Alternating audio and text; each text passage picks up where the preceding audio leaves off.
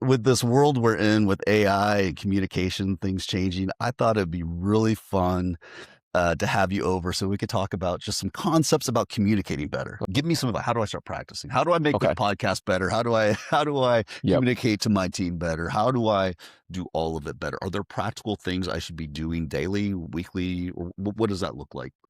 I know this sounds very elementary, Yes. but you will be surprised at how this works. Yeah. You're not intimate enough with your message. Oh, Yeah. this is your Yeah. secret stuff. So hey, It this it is is. Yeah. exclusive on the Sherwood podcast. That's right. C4. That's right. I love it. I'm giving it all away. Oh my gosh. And when I go on stage or when I'm going to a room and I'm speaking to several teams, I always start with, Brother Nick. Lasada, man, thank you so much for doing this. Yeah, man. So excited to be here. With this world we're in with AI and communication things changing, I thought it'd be really fun to have you over so we could talk about just some concepts about communicating better. Of course. Yeah, we're both in the business of communicating ideas. I do it more digitally. You actually stand in front of crowds, Yep. get people fired up, and Yep. make change in organizations and in individuals. So, That's right. Yep. I will do a horrible job introducing you, but you are a professional speaker Yes. and professional communications coach. That's correct. Is that about the way? And you have a really interesting story from, I love what your website says, from engineer to communicator. That's right. Yeah. Yep. What Yep. could you kind of just fill in the white lines, everything that I missed about what you do, how you've been successful? How does even someone begin getting paid for what they think and what they say? Yeah. So an interesting idea is that just because you have something to say, it doesn't mean that you should say something. Okay. Yeah. That sounds like something I would tell my son. I know, right? Yeah, Yeah. seriously. But I think communicating is more than just having something to say. Okay. It's more than just trying to express ideas or share a story. A lot of speakers, aspiring speakers anyway, they think because they have a story that makes them a professional speaker or that makes them a communicator. Right. But people don't pay for that. People are paying for ideas and moving the enterprise forward. That's Okay. what people are paying. Either my company or myself. That's right. Right. That is correct. Yes. Can you move my company forward? Mm-hmm. Can you solve a problem? Mhm. Can you answer or meet a need? Mm-hmm. Can you help my team achieve a next level of some type of success? Okay. That's really what they're paying for. And so for me, it started with passion, just having a natural passion and love for communicating ideas. Mm-hmm. And I think that comes from just being a natural introvert first. Really? Okay. Yeah, of Yeah. course. Yeah. I'll be surprised. I ran into an old friend the other day in Andretti's. I took my kids to Andretti's, the arcade, the go-kart place or whatever. So I went over there. I ran into an old friend from my old neighborhood. Like when I was in middle school, high school, I grew up with these people. I ran into her. She said, "Hey, what are you doing now?" And I said, "Hey, I'm a professional speaker and communication coach." She was like, "Wait a minute. You're quiet. You've always been quiet. You're an engineer. Engineers don't do this. You know what I mean?" Yeah, So yeah. she was so stunned that I went this route. And so, but for me, it started with just having this passion and desire for communicating with people, helping them express ideas and helping them to see what ideas are possible. And I built my entire framework on the foundation of Habakkuk 2, Okay. which is write the vision, make it plain. Okay. That's communication 101 in and of itself. So unpack that for me. Yeah. So write the vision. Okay. So writing is a form of communicating. Mhm. So the next part says, so that he who reads it is able to run with it. Okay. So when you write the vision, are you writing it in a way to where it's clear for the recipient of the information you're trying to communicate? Okay.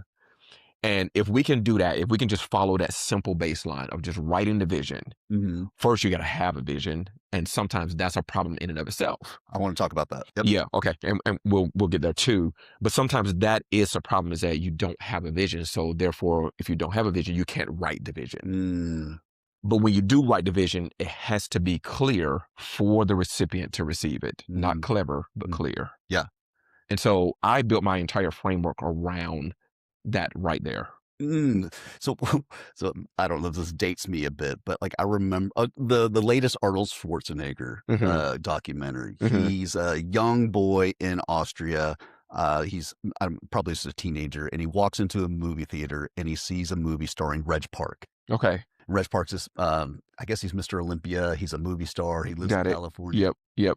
And I guess he, like, in movie definition, he saw his vision. And I love what our pastor always says: if you know who you are, you know what to do. That's right. And like, he saw who he is. And so every day, and maybe bodybuilding is easier, but like every day I know I need to do this many sets. I need to eat this meal, and That's I right. need to work. I need to learn English. And if I'm going to go to America, then I need to move to America. Yep. It's like Yep. everything was in Yep. front of him. And so maybe the same thing applies to organizations in your mind. Like, Yeah. Yeah. when the leader sets the vision, everybody now knows who they are, who we Yep. represent, and what Yep. we need to do. Yep. That's a great analogy. Here's something that I tell leaders oftentimes is that clarity is a leadership responsibility. It's not for your team to figure out. It's not for your team to make decisions around clarity. Clarity should be provided from the leadership. And that's a leadership responsibility. And so a lot of times you run into peers having conflict with peers because there's no clarity. So you want to get clear first on what is the vision, what is the direction, where are we going, who we are, what do we represent, how do we put ourselves forward. All of those things has to be clear first. Okay. And that's what writing a vision is. Yes. It's just making it simple and easy for other people to understand and find out, where do I fit in this big puzzle of this organization? Where do I fit in? How do I execute? If there's clarity, you can do that at ease. Okay, so this comes into, there's vision and there's content. I would love, just for you, when you're sitting down to write a keynote speech to a group of people, this is the idea I'm trying to communicate. This is my vision.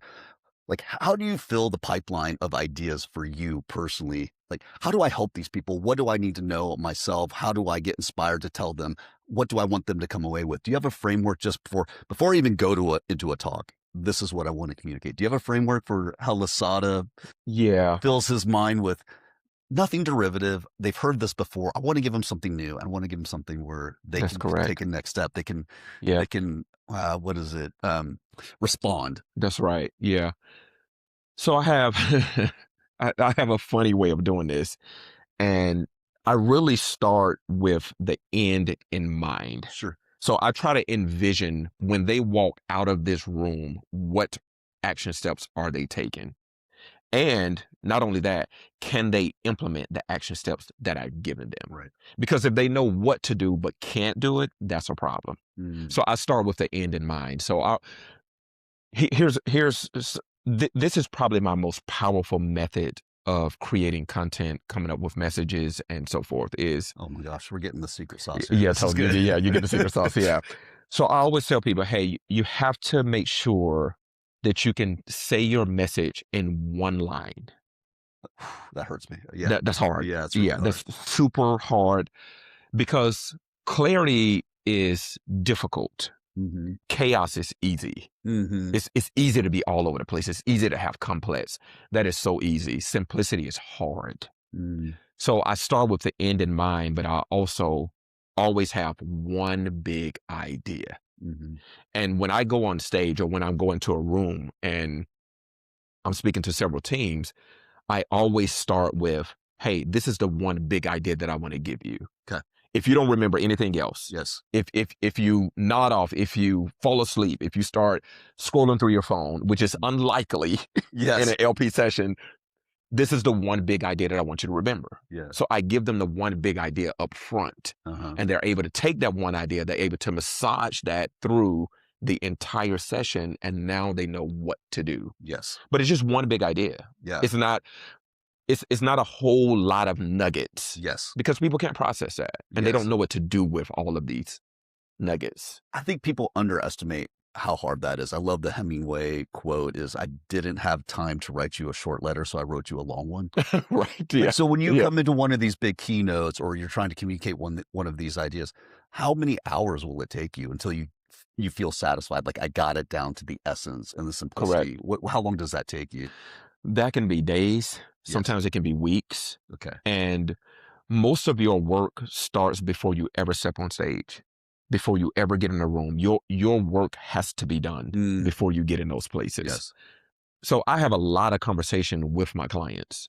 I want to know everything. I want to know any little detail that's possible. I want to know that, because that's going to go into the the process of creating this unique message for you. Because I don't do cookie cutter messages. Right. So if you hear a message over here at Sugar Oak, you're not going to hear that in Walmart. Yeah, no, yeah. You know what I mean? Please don't tell me about SEO in Walmart. Yes, right. Yes, right. yes. You may hear some anchors of the message, but there will be something novel for every audience that I speak to. Right.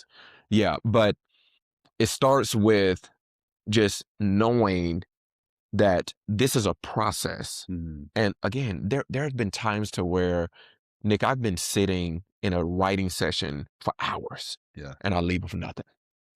I don't have the one big idea yet. Is that frustrating to you, or you've seen that movie, you're able to push through it? I've seen the movie, so I understand the process, and I understand that sometimes you can flow better on a Wednesday than you can on a Saturday. Okay. It just depends, you know what I mean? It can get a little funky. You just can't be discouraged by that. But I always just try to sit down and let whatever is running through my mind, I try to let it formulate itself and jot down whatever I can capture out of that formulation. And sometimes it can be 4 hours for one line, and that's okay. Because that line can make the whole. Yeah, that line can be the foundation that you need to build everything else around. So the whole idea is that you want to try to get clear, what is my one big idea that I'm leaving and giving the people? If you can get that, you've got it. I think it was Da Vinci that talked about when he was building the sculpture David. And he said something so powerful, and I think this applies to communication, leadership, everything. He said, I just removed everything that wasn't David. Yes. So powerful. You see what I mean? Yeah. It was the cutting away. It was the stripping. It was the removing. That was the power. Yes. And so that's how I go through my process. So everything in this talk, this blog, this piece of content, everything that's not the big idea, David, needs to come out. That's right. If it doesn't support, it's just noise. That's right. If it doesn't support the big idea, if it doesn't point back to the big idea, delete. Yes. Erase, scratch through. Yes. And a lot of people are afraid to do that because a lot of people want to walk into a conversation or a meeting or an event with more than what they need because they want to rely and lean on that. You should do the opposite, though. Okay. Yeah, you should take away everything that doesn't support the big idea. Yeah, but I have so much knowledge and I want to help so bad, and there's all these things that everyone needs to think about. That's a temptation that you just need to. Of course. So, okay, so really practical. So our audience is mostly marketing people. And what I really wanted to do with this podcast, and why I was so excited to talk to you, is we've talked about this before. AI has really, and just technology change in general, it's been happening a while, but there's marketing has changed so much in the last 18 months than it ever has before. Maybe since the invention of maybe the internet, maybe the television, but it is completely flipped. And chief marketing officers now really have to communicate really complex ideas, complex budgets, marketing, the highway of what marketing is, from branding to performance marketing to blogging to content to pay-per-click. It has gotten so complicated, and they're getting pressure from the chief financial officer about what does return on investment look like? When are we going to see more revenue? The chief's selling officer is like, hey, give me leads that are qualified. The board is like, I was on ChatGPT the other day and we didn't show up when I actually queried best widget maker in North America.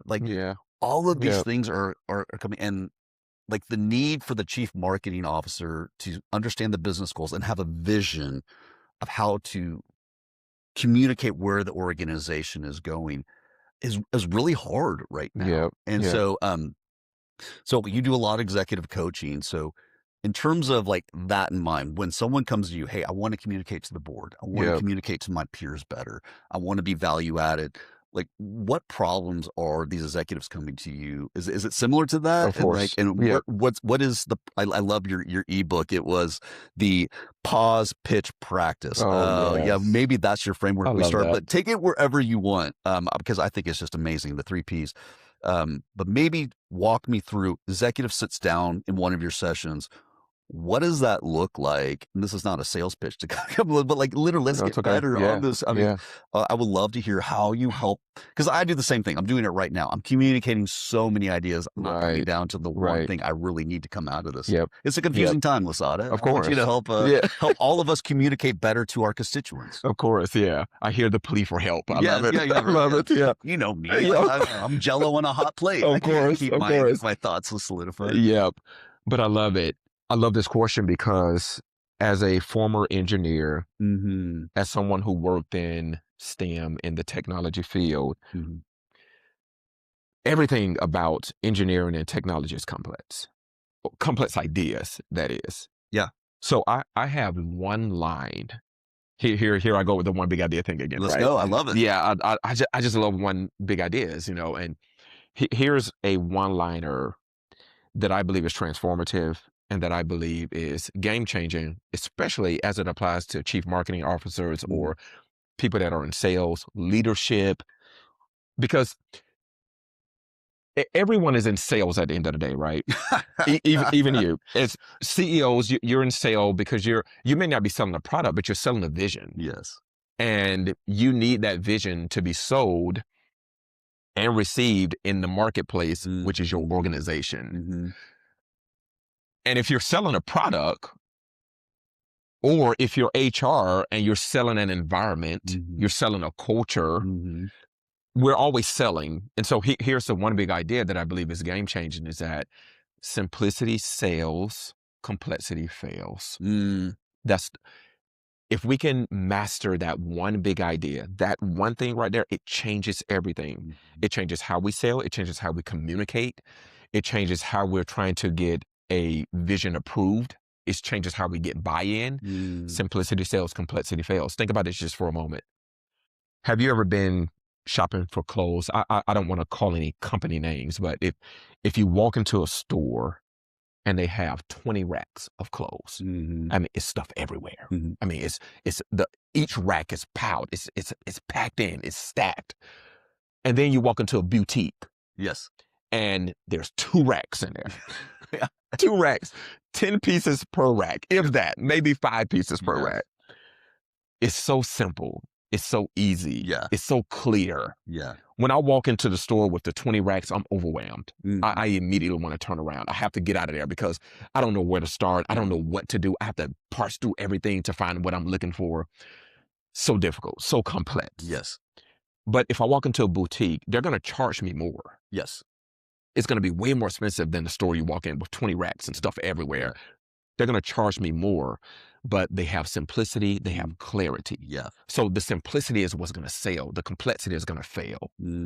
Even if you think about, if you walk into a restaurant and you look at the menu, and if the menu is 10 pages long and it has all type of stuff on the menu, for me personally, I'm overwhelmed. Yes. I can't really order. I've walked out of places before because I can't get through the menu. I don't know where to start. I don't know what's good, what's popular, what is your specialty. Yes. I don't know what to do. And then I walk into a place that's a 1-page menu. They have the entrees, the appetizers, the desserts. That's it. You flip over in the bag, they may have wine options. That's going to sell me. I'm going to buy this because it's clear. I can see what I want. Let's play a game real quick. Yeah. Okay. I'm right, in. We'll play a game. Will I lose? No, I believe you'll win it. Okay. Because it's simple and it's very easy. But this points to this one big idea of simplicity sells, complexity fails. And I'm going to say a slogan or hum a tune. Okay. And you tell me what company or brand it belongs to. Okay. Yes. Okay. All right. First one. Just do it. Nike. Okay. Have it your way. Was that like McDonald's? Burger King. Burger King. I knew it was one of the 2. I don't eat much fast food. Okay. Eat fresh. Subway. Subway. I know that one. Why do I know that? What is that one? Because that's the one you just said. Oh, it's a Subway? That's McDonald's. Oh, McDonald's. Yeah, okay. that's right. Okay, that's why I know it. Yeah. All right, one more. Gives you wings. Red Bull. Red Bull. Okay, right. So out of all of what we just did, I mean, you're probably what, 80% correct on all of those. Maybe one mishap here or there. But out of all of those, they all have something in common. Just do it. 3 words, Mm-hmm. simple. Coke is actually open happiness, 2 words. Okay. Ba-da-ba-ba-ba, this little tune, Yes. golden arches, Yes. very simple. Have it your way, 4 words. Mm-hmm. Eat fresh, 2 words. Yes. The common thread is that these are all simple concepts to buy into. Mm-hmm. And so these brands are huge because of the simplicity. Mm-hmm. A check mark, Mm-hmm. Yeah. that's the logo for Nike, you know what Yeah. I Yeah. mean? Yeah. How does a check mark in 3 words drive this brand forward? Right. Simplicity. Simplicity sells, complexity fails. Yeah, so we work with a lot of enterprise customers and they have Mhm. lots of products, Yep, lots of services. yep, But I think what you say, and it wouldn't be simplicity in the marketing, it would be focus, right? Is yep, to how do you make the big world smaller? And this is something I think good organizations do really well. It's harder to manage. It's harder to manage, right? Because you have to break up into individual teams and find the essence of each product or yep, find similarities where they can communicate one message around um, like, yeah, we do all types of industrial services from industrial cleaning to security and all these things. But like overall, it's like, what is, it's like safety. What's the big yeah, idea over the safety over all of this? yep, And so, like, yep. that is really easy to say, hard to do. But when It's you very do it hard. right, Yep, you have so much content available to you at that point. Because once you get the big ideas, like, oh, now I have all these. We call it in our world keyword mapping, right? right, It's like yep, we yep, have we have yep. a big keyword, or we have an idea. This is what people are looking for. This is the problem they're solving, and what are the different angles that we can now write on? And this That's is right. endless. Yep, yep. But the big idea is in every single piece of content. I That's just love correct. that. I love that. Yeah, it is. Um, you have to ask. I think every organization should ask this question: what must be true for my big idea to Oh, come into fruition? okay. What must be true? And sometimes what must be true could simply be, hey, we have 20 products. We need to focus on our top 2. Mm-hmm. What are our top 2 products? Mm-hmm.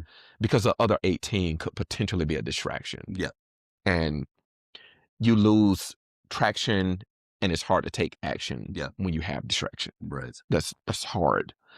And so if you just simplify and just break down the process, hey, what must be true in order for us to increase by 10%? What must be true? Mm. We need to focus on these 2 products and we need to drive all of our attention around these 2 Mm-hmm. products, not the 20. Right. Because you're stretching yourself thin Yeah. if you're trying to focus on 20, but you have 2 powerful products that can drive 80% of the business. All of your energy needs to be there, Gotcha. not on the other 18. Yes. And sometimes I get it because I've seen companies to where they've had a product or software that they rolled out and it has done nothing in 12 years. It Yeah. has done nothing. Yes. And they're still putting energy and resources towards that. Yeah. It's like, no, Becomes pivot. emotional. Yeah. Yeah, there's an emotional attachment to it. I get it, but make a pivot Mm-hmm. and, don't don't let your ego drive to where you feel like you've lost or you missed out because you had to pivot. Mm. There's a huge difference between making a pivot and quitting. Yes. 2 different things. So when someone comes into an executive coaching session, they sit in the chair. So we've covered what's your vision? Yep. You've covered simplicity. Yep. What are the other mistakes you see executives making when they're trying to communicate? I have a framework that's called C4 communication. Love it. I don't think that's in the book you read. I haven't seen the this. ebook. Yeah, this is your Yeah, secret stuff. So hey, this it is is. Yeah, exclusive on the Sherwood podcast. That's right. C4. That's right. I'm giving it all away. Oh my gosh. But yeah, I have this framework that, and this is how you say everything better. And that's kind of the umbrella of what we build on. Say it better. Mm-hmm. Okay. C4 framework has to be clear. That's number 1. First C. Mm-hmm. Number 2, it has to be concise. Mm-hmm. Number 3, it has to be compelling. Mm-hmm. And then number 4, it has to be delivered with confidence so that it gives the executors confidence. Okay. C4 framework. Okay. Very simple. This is usually where I start with executives. Mm-hmm. A lot of times they struggle with being clear because their minds are so big. They're they have thinking so about many ideas. everything that could go wrong. They do. So it's hard to be clear. Sure. So this is where we want to start. Be Mm-hmm. clear, concise. How can you say this using less words? Because less words equals more impact. Yes. So we want to shave off, again, point back to this David thing. Yes. We want to shave off, we want to cut out, we want to remove what does not support a clear message and the big idea or the vision that you're trying to cast. Right. So it has to be concise. Yes. Number 3, it has to be compelling. Mm. Does this move people to action? Okay. Can they buy in to what you're saying? If you're saying it with words that are too big, too long, a whole lot of syllables, I know this sounds very elementary. Yes. But you will be surprised at how this works. Yeah. It has to be compelling communication. That little activity we just did, the basic words, just do it. Yes. Elementary people could do that. Yeah. You know, they can buy into it. They can understand it. Yeah. You have to communicate that same way with your team. It needs to be 5th grade language, but 5th grade language is compelling. It moves people.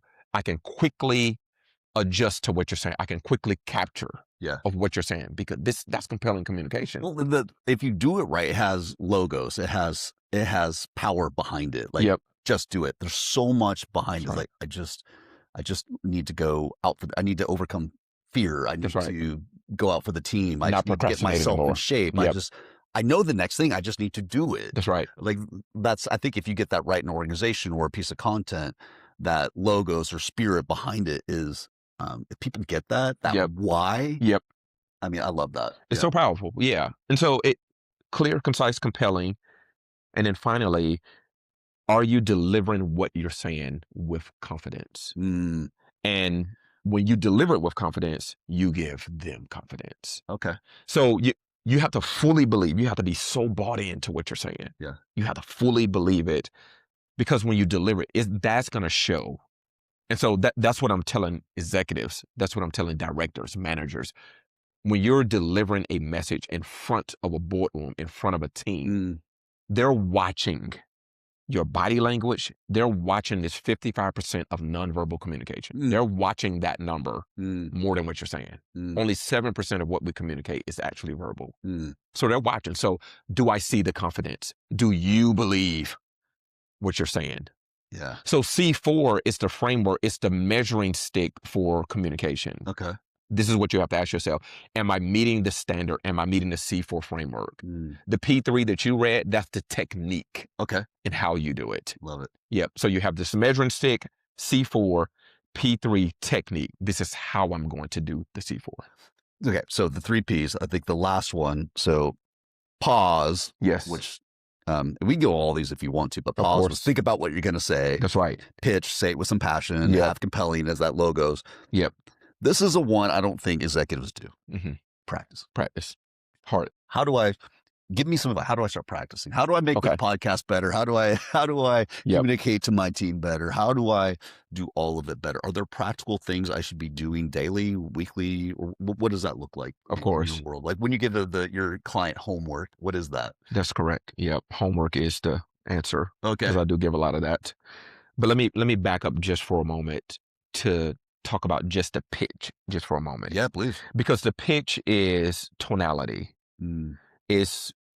You've probably heard this before, and probably your wife have even told you this before. Oh my gosh. It's not what you say, it's how you say what you fix say. your face. You know, that's what I get. Like you're saying you love me, but I don't. That look is not. I don't feel like it. You know? Yeah. So the pitch is really tonality, and the message and the pitch have to be congruent. And a lot of people just walk right past that. Yeah. If you're talking about something serious, the pitch needs to match that. If you're delivering a message that's going to be joyful or that needs to land softly, the pitch needs to match that. So there has to be this congruency in the pitch when you get to that area. So I just want to highlight that passion. I think you just miss it. It's like, if you got this great value and you're not passionate about it, well, it's the wrong value. That's right. Yeah. It's just the wrong value. Yeah. You have to believe in it. Yeah. You do. Yeah. And it's easy to walk right past. It's easy to say, I just want to give this information. Yeah. No, you have to think about the tone, the pitch, the volume. Yeah. Where do you insert the pause? All of that, all of that stuff goes into play, and how the message is received. Yes. Again, remember, we're talking to the runner. Yes. So we have to always think about my message is for the runner. That's who is going to read, write the vision, make it plain, so that he who reads it is able to run with it. What does your runner need? Yes. So we have to think about that. It's not for me. It's not for you. It's for them. You're giving. Yes. Yeah. Yes. You're not receiving. You're giving. Yes. I heard this great quote by Oswald Chambers. It was, love isn't measured by what it gets. Yep. It's measured by what it gives. That's right. And that's just truly like what, as a human being, as a leader, if you're truly selfless, you should be passionate about passing this on. Yes. I love that. What are you giving? What do you want them to receive? Gotcha. So now we get to the practice part. The practice is, I told somebody this the other day in a coaching session. You're not intimate enough with your message. Oh, yeah. I like that. You're not intimate. You're not dialed in enough. And that thing that I was talking about this one big idea, if you can't say your message in one line, you're not dialed in enough. You're not intimate enough with the message. How do you get intimate with the message? Practice. It's doing the boring things. It's doing the reps. It's doing it when nobody's watching. Yes. Nobody's hearting it. Nobody's retweeting it. They're not reposting it. They're not liking it. They're not commenting on it. You're doing this when nobody is watching. It's practice. I give people a very practical way to actually practice. Okay. Because this was hard for me. I didn't know how to practice communicating. Yeah. I grew up playing sports. So I grew up playing basketball and track. I know how to practice basketball. Yes. Go shoot 500 free throws a day. Yes. You say, I knew how to do that. Yes. I knew how to practice getting faster. Yes. Run with weights, do hops or, I just run uphill. I knew how to do those things. But when it came to communicating, how do you get better? I didn't know the how. So very simple practices you can do, activities is you take your phone out. So you have your phone and you want to open your phone, turn on your camera. Yes. Talk to the camera. When you're talking to the camera, you're going to go back and play what you just said to the camera. Yes. This can be a 1 minute message. It can be a 5 minute message, whatever it is. You just want to talk to the camera. The camera is your person. So get used to making eye contact with the camera. Okay. Okay. So you want to do that first. You're talking to the camera. You're making this conversation. You're going to stop it. You're going to go back and watch that message, but you're going to cut the volume all the way down. Oh. Yes. Okay. This is how you practice. I like this. Yeah. You turn the volume all the way down and you simply watch yourself. And what you're doing is you're identifying, what is my body image as a communicator? What does it look like? Do I look confident? Am I fidgeting? Am I putting my hand in front of my mouth as I talk? What am I doing? That's all you're studying at this point. So you're learning how you are as a communicator from the outside lens. The runner, you're now the runner watching the speaker. That's one way. The second way is you're going to watch that same video. You're going to watch it, but this time you're going to turn your phone face down. Okay. Turn the volume all the way up. And now you just want to listen. Now you're getting your audio image. What does my audio say about me? Do I have a lot of filler words?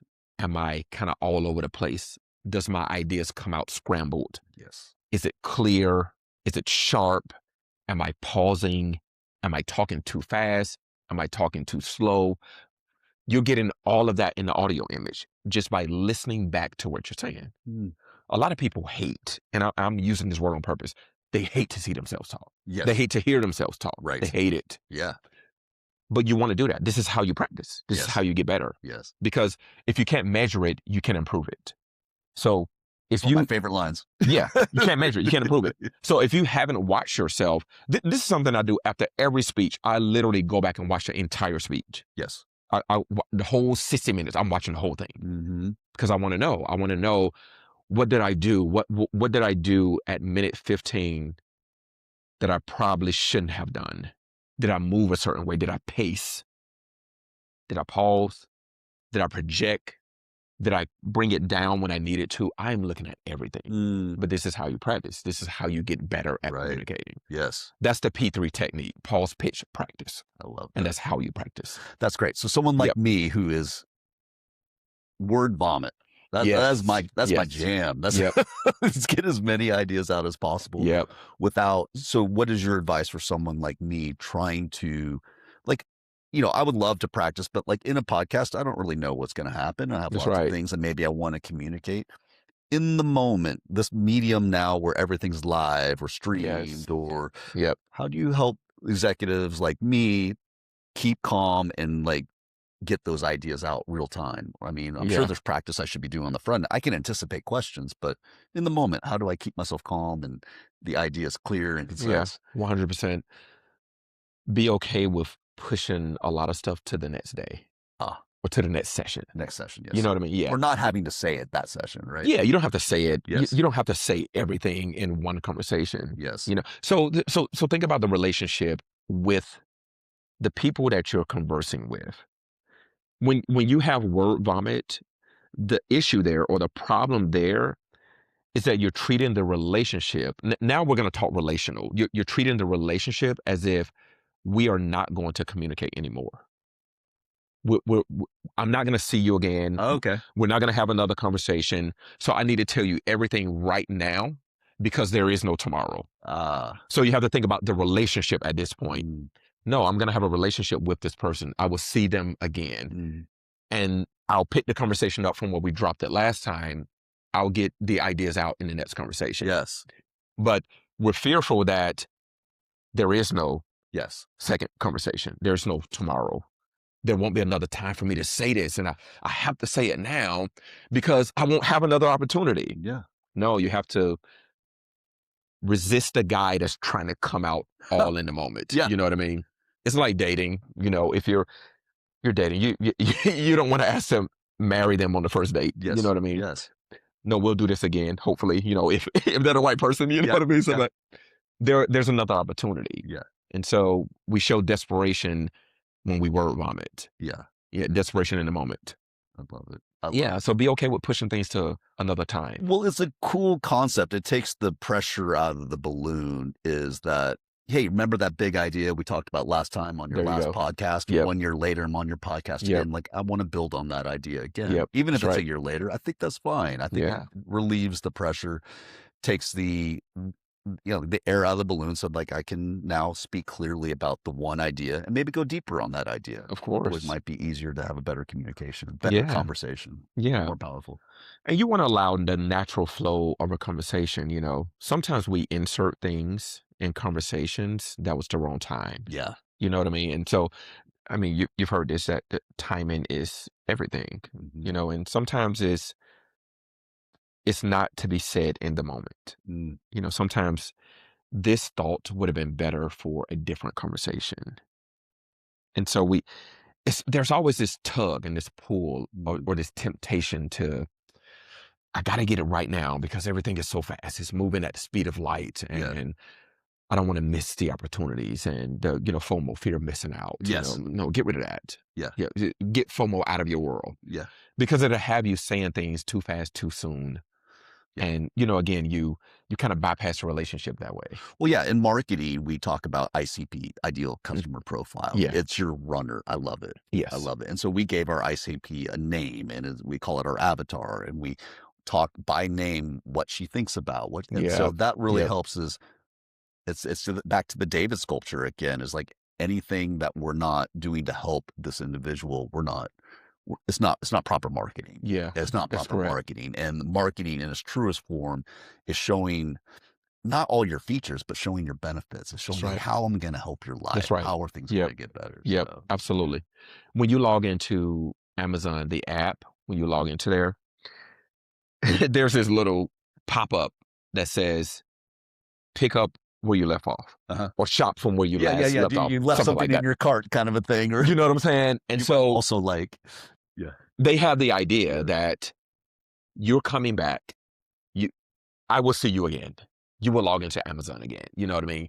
When you go on Amazon to shop, you're not buying everything all at once. You know what I mean, because you're gonna go back. Treat the conversations the same way. Yeah, is that we'll be back. You know what I mean. And even your visitors, your clients, they'll see you again. If you're putting stuff in front of them, it was valuable. Of course. They'll look for you. They'll see you again. Yeah. Yeah. And so trust that process. Yes.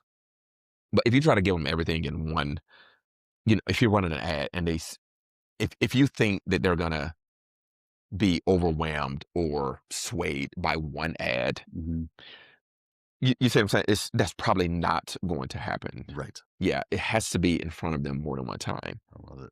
and they'll see it more than one time. And so yeah, and I think it compels you not to put out noise, that you actually put out signals that are yes, of value signals. to them. Yep, I think that's really, really, really powerful. absolutely, absolutely. Any other mistakes that you see that you think you could help, people in the audience, anything? I mean, we've gone through just about everything, but anything like just, tips, tricks, books they should be reading, like what's top Yeah, of mind for you in terms of helping the community? 100%. What I see a lot, and this is for communicators and aspiring speakers, is they're not clear on the end game of the Okay, conversation. so back to where we started. Yeah, Yeah, you're not clear on the end game. yeah, When they walk out, what do you want them to do? yeah. Do they have the capability of doing what you're telling them? Because again, if you're just talking, if you have great information, great content, but no application, I see that as kind of a failing point in communication. Mm, You want them to be able to say, you know what, when I leave here, I can take 10 steps a day. That mm, I can apply that. I can see a world to where I can apply that in my yeah, life. yeah. You know, one thing that I do is in a session where I'm talking about self-care, mental health, and taking the best possible care of yourself, I give this break in the session. It's like a 3-minute break. Okay. And what it does is it changes the trajectory of the conversation that I'm having with the audience. Mm. They get to break out of this routine. But why I do that is because I want to point them back to that at the end of the message. See, this is in the middle of the message, but I'm thinking at the end of the message. So at the end, I say, hey, we did an activity today, and 90% of you said that you felt at least 1% better after the little break. The break is just called a micro break. Mm. It's designed long enough to listen to your favorite pop song. Okay. 3 to 4 minutes. Yes. That's it, right? You can find a way to implement this throughout your day. Yes. That's your homework. Yes.